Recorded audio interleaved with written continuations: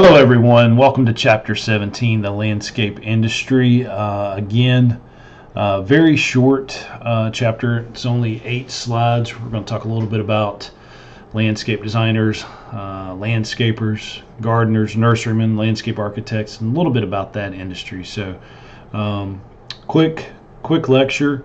Not that many pages to read in the textbook, and then you'll have your homework. Hopefully you guys are actually, doing your homework questions while you watch the lecture, print them out, or while you're reading the book. That makes the quiz 10 times easier. That's where the quiz questions come from.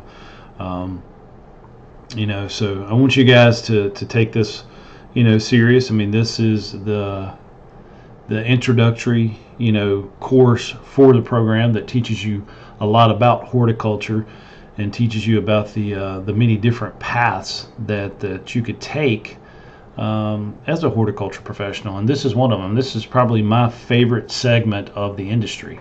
I love being a landscape contractor. I love being an irrigation contractor. I love being out in the field and on job sites, and I love my landscape architecture.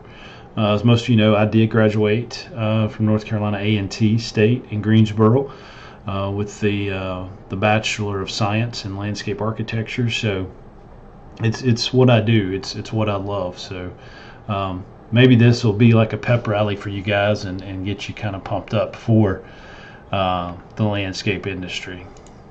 So we're going to talk about the different types of landscapers. You have an architect and a designer, and really the big difference between the two is the landscape architect requires a 4-year degree, either the Bachelor of Science in Landscape Architecture or the Bachelor's of Landscape Architecture. The difference between those two, the BS degree is a 4-year degree. It's the Bachelor of Science, and then the Bachelor's of Landscape Architecture is a 5-year program. And depending on which state and where you're at in the country, the different programs are offered. Now, North Carolina A&T State in Greensboro offers the Bachelor of Science. NC State did have the Bachelor's of Landscape Architecture, but they've since done away with their undergraduate, and they've focused only on their MLA or their Master's of Landscape Architecture. And with that, if you have a undergraduate in landscape architecture, the master's program there is only 2 years long. But if you have a degree other than landscape architecture, you can get your master's in 3 years. So the landscape architecture programs, for one, they're dictated by the American Society of Landscape Architects. They're the ones that set the guidelines for universities and colleges to teach these programs, and they are big on the licensure. Each school has to get accreditation from the ASLA to teach it, and there are non-accredited programs, so but it would be more difficult to get your license when graduating from a non-accredited accredited program by the ASLA. The designer typically may or may not have a degree. I've seen some good designers without college degrees, or they've had degrees in other things other than landscape architecture or even landscape design. There are actually landscape design bachelor degrees out there. There's actually a Master's of Landscape Design offered, I believe it's by George Washington University there in the D.C. area, that even offers the programs at night and on Saturdays and Sundays. So it just depends. But the ones around here in Winston-Salem and in the Triad area, if they're a designer, they're more than likely not been to school through landscape architecture or any type of horticulture program. It's just kind of they've kind of fell into the profession of landscape design. So nothing wrong with it. The landscape designer usually has a lot of experience, may or may not have an associate degree in horticulture, but typically you'll see them, they're working for nurseries. They're doing the designs there inside the nursery, or they're out doing freelance design. But the landscape architecture does require state licensureship, and you're going to get that through CLARB, the Council of Landscape Architect Registration Boards. And so what that is, it's like a national certification. Once you get certified, like to take the LARE, or the Landscape Architect Registration Examination, you can be licensed in any state that you work. Once you're CLARB certified, all you got to do is pay the license fees in the states that you want to work. So it's kind of almost like a national license. California, they've got their own thing. They're a little more stricter with their landscape architects. So if you wanted to practice out there, you'd have to probably do a little bit more of certification and stuff. The landscape contractor, and with the new landscape contractor licensing law, to actually be a landscape designer in North Carolina, you must be a landscape contractor, which is a state exam. You must score 70 or above, consists of plan reading, plant ID, all kinds of questions, a lot of business questions involved on the exam. But this license law has been in effect. We've had 2 renewals so far. So it's still a new license out there. What we used to have was a North Carolina Landscape Contractor Registration Board, and that every landscape contractor was registered, which means you could only call yourself a landscape contractor if you were registered, but anybody could practice the profession. Now that we've gone to a Practice Act, we followed in the footsteps of the landscape architects. To be licensed as a landscape contractor means that you can practice it and call yourself a landscape contractor. And anybody who is practicing landscape contracting or calls themselves a landscape contractor under the new licensureship law is in violation of the general statutes of North Carolina. So we'll talk more about that later in marketing and management class. About the different license for that. We also have a gardener or maintenance supervisor. This could be campus grounds here. They have a maintenance supervisor. Jamie is in charge of all the grounds maintenance here on campus, doing the mowing, plugging and seeding of the turf, installation of plant materials and annuals. A gardener may be somebody who works for an estate, a large property. Renota Gardens, they may have somebody that attends just to the gardens, and they'll call that the gardener. Hayden Shuping, one of our former graduates, is the greenhouse manager there. So they have different titles that actually work on these large estates, and gardener would be one of them.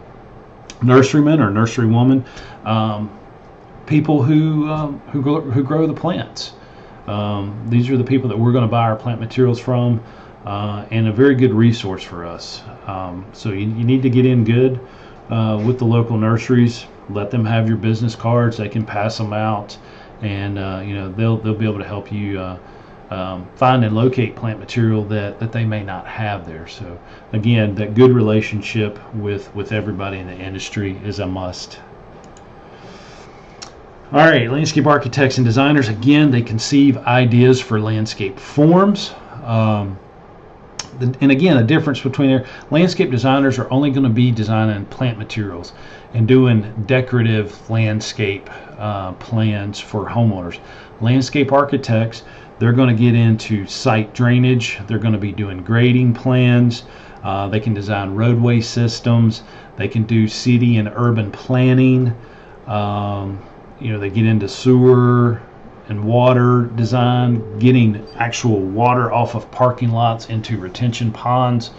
And basically, when the landscape architects became a license act, they used to be a title act, or they were registered too. You were a registered landscape architect. Now you're a licensed landscape architect. The difference was it was a title act and then moved to the practice act. Well, as the title act, no one could call themselves a landscape architect unless they had registration. Well, now the licensureship law says that no one can practice landscape architecture or call themselves a landscape architect under the new Practice Act. And that came about, I graduated in 1997 from A&T. So it was probably around 95, 96, I don't know, maybe even 97, but it was right after I'd graduated that I remember this Practice Act becoming in effect.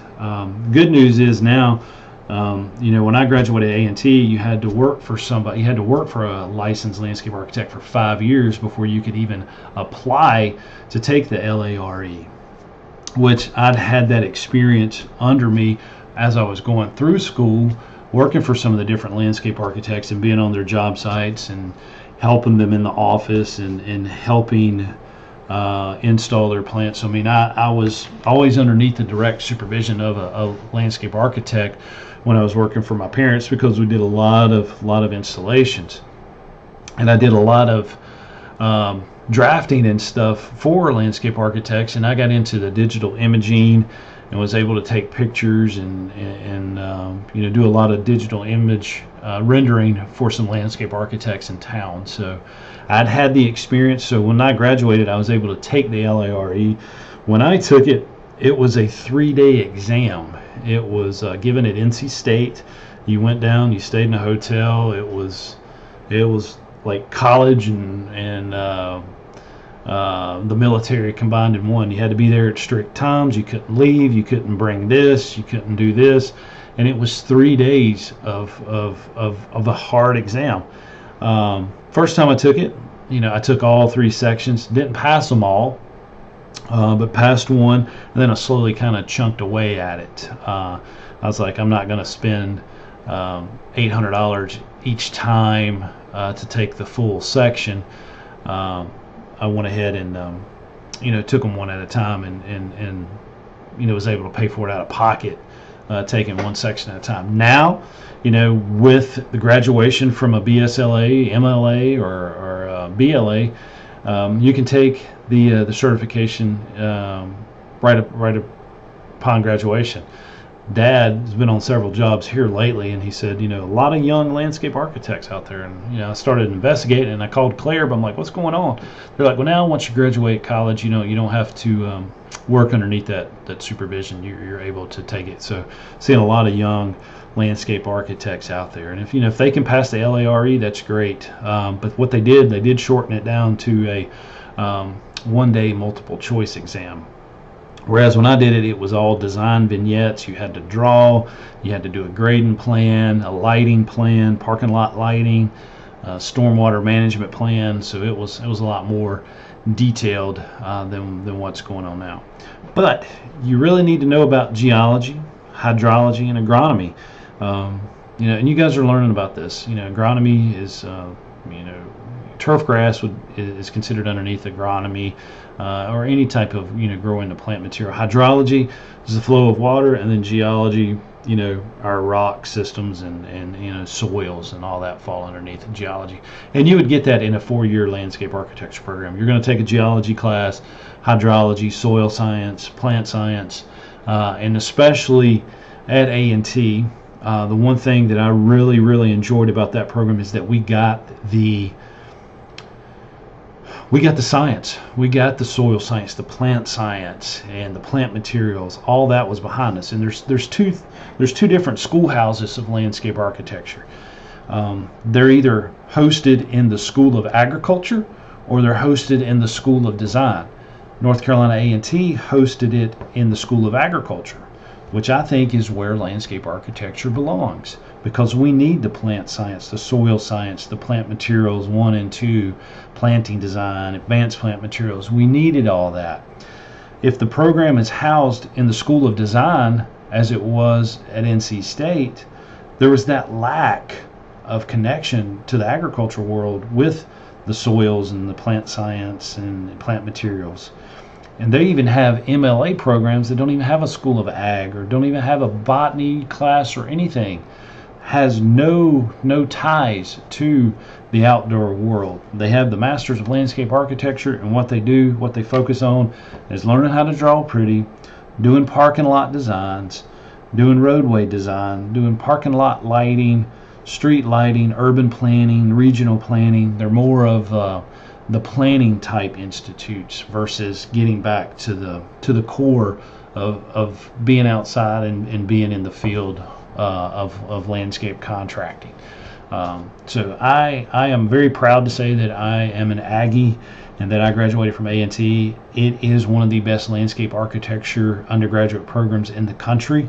They are known for that, and it kind of breaks my heart that people don't know about it. And that's why we bring Dr. Austin, we bring Chris from the program down there, one of the professors, to tell you guys about this program. I mean, they're graduating a handful of graduates a year, and if everybody knew about the program, they would be, busting at the seams, because it is one of the best programs in the country. You go to the National Convention for the American Society of Landscape Architects, people know North Carolina A&T. I mean, they had some of the best professors there. My professors were the greatest. Perry Howard, he's now retired, but he was the president of ASLA my senior year at A&T. John Robinson, he's retired, but one of the greatest landscape architects. Both of those gentlemen went through LSU undergraduate, and then went to Harvard, and then came to teach at A&T. Sue Ann Ware, Dr. Ware now, she is the program coordinator of landscape architecture at the Royal Melbourne Institute of Technology in Australia. She was my senior year professor, one of my good friends. Learned a lot from her, but she didn't even come to our graduation because she'd got the position down at RMIT in Australia, and we were happy for her, and thankful that we got to learn from her, and very happy for her that she got that position. So some of the best professors and industry professionals have gone through A&T and are doing good things in the world of landscape architecture. So your requirements were mandated a 4 or 5 year program. That's where I talked about, through the ASLA, or American Society of Landscape Architects. The 4 year is the BSLA. The 5 year program is the BLA. Usually there is apprenticeship. I do still recommend it before you even take the LARE, the Landscape Architect Registration Examination. And it is mandated. Every state now has to have the certification through CLARB, the Council of Landscape Architect Registration Boards, before you can sit for the exam. Landscape contractors, they are going to construct and install landscapes. They're also going to do your pavers, irrigation systems. However, now North Carolina has a irrigation contractor's license. So if you are installing irrigation systems and you're a landscape contractor, you got to have the irrigation contractor's license. Now, the irrigation contractor's license was here before landscape contractor license. So it's been around, the actual licensure. They never did have a registration. It became licensed because you need to protect the public's health and welfare, the general public's. And when you're tying into a public water system to hook up an irrigation system, you could really damage people's lives. I mean, you could have, if the backflow's installed incorrectly, I mean, you could actually contaminate people's drinking water. So you have to be licensed to do that. However, I do want you to know that if you are a licensed landscape architect, which is the highest licensure in the green industry, you do not have to have any other license. If you are a landscape architect who is practicing landscape contracting, you don't have to have a landscape contractor's license. If you're installing irrigation systems as a landscape architect, you do not have to have an irrigation contractor's license. The landscape architect license surpasses all of them. Same thing with general contractors. If they're doing it for the properties that they're building to sell, they do not have to have a license to do it. So whenever these new licenses came out, guys, they had to be careful and not step on any toes. Just like with landscape architects, our biggest competitor is civil engineers. Civil engineers do a lot more. I mean, they get a lot into bridge design and a lot of roadway systems and stuff like that. But civil engineers thought that they could do the landscape architecture work and that they didn't really need it. So they fought it tooth and nail, getting us the license. So, I just feel like, landscape architects and civil engineer, to me, it's still a separate profession. They do a lot more of building construction, roadway construction, bridge designs, things of that nature, more of sewer water treatment facility design and stuff, whereas we're the aesthetic side of that. We're the designers, we're the creators, we're creating beautiful spaces. So anyway, enough on my soapbox on landscape architects. We'll keep moving forward, but landscape contractors, both the horticulturalist and the builder. Again, we're doing all kinds of, brick paver patios, retaining walls, installing plants, installing annuals, sowing grass, laying sod, spreading mulch. I mean, we do it all. So it is one of the coolest professions out there, I think, ladies and gentlemen. But it is physically demanding work. But I'd much rather work hard. You feel better when you go home at night. I'd rather be physically tired than mentally tired. And I know you guys are probably going through that right now, taking all these classes, and that, when the mind gets tired, you've got to take a break. But when the body gets tired, there's nothing like just, catching up on sleep and you feel good. You just feel better when you physically work versus sitting behind a computer all day. High cost. To be a landscape contractor, yes, you've got to have the skid steers, the big trucks. You've got to have all the tools necessary to do it. Labor is going to be your biggest expense. Your next biggest expense is going to be fuel and insurance. So looking at those three things: labor, paying your employees every Friday, the insurance to cover them, and the fuel for them to get back and forth to job sites is going to be highly expensive, and you've got to charge a good price for doing this work, or you're not going to make it. Education, usually it's 2 to 4 years of college and strong ornamental horticulture program. I know the state of Mississippi State has a bachelor's degree of landscape contracting. You actually can get that. Whereas most other colleges, you're taking the horticulture program or you're taking the turf grass programs at a community college, or even NC State. They offer the associate degrees in turf grass and a couple other things on the ag side. But landscape gardening, we used to have that program here, but we've shut that down and just focusing on horticulture. But that's typically where your landscape contractors come from, is horticulture programs. Gardeners and supervisors, they care for the landscapes after installation and approval. Again, mowing, pruning, weeding, watering, planting, fertilizing. We'll cover a lot of this in the landscape management class, HOR 116, in the spring. It's a good starter job for young people. Professional requirements is, the knowledge of horticulture, and for one, just have an appreciation of the plants, or appreciation of being outside. You're, stewards of the land. You want to be outside. You want to take care of it. You want to save a tree. You want to take care of the environment. It's just that draw to the environment that really attracts people to maintenance or being a gardener. I like it. It is good money.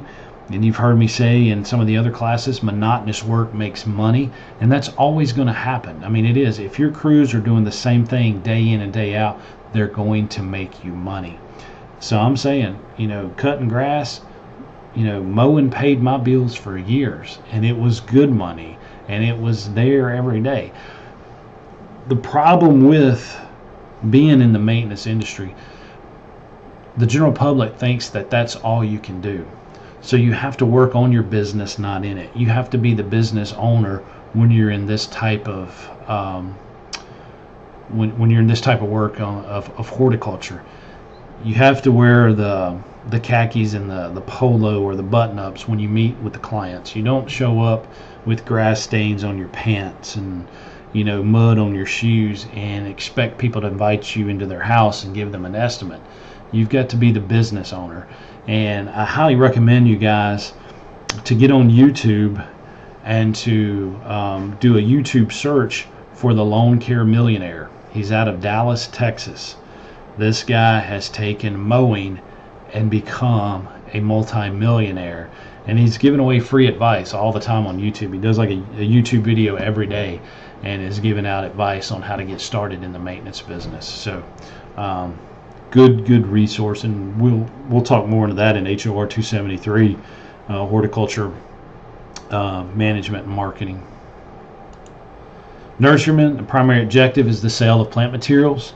Some of them will offer an installation service, or they'll have a stack of your guys' business cards that they can, pass out and say, hey, give Eric Jones a call. He's a great landscape contractor. Just kidding there, guys. I want you guys to go out when you graduate, or if you're in the business now, to get those business cards and to put your name out there. Start building it while you're in school. They primarily serve homeowners. However, they do have strictly wholesale nurseries.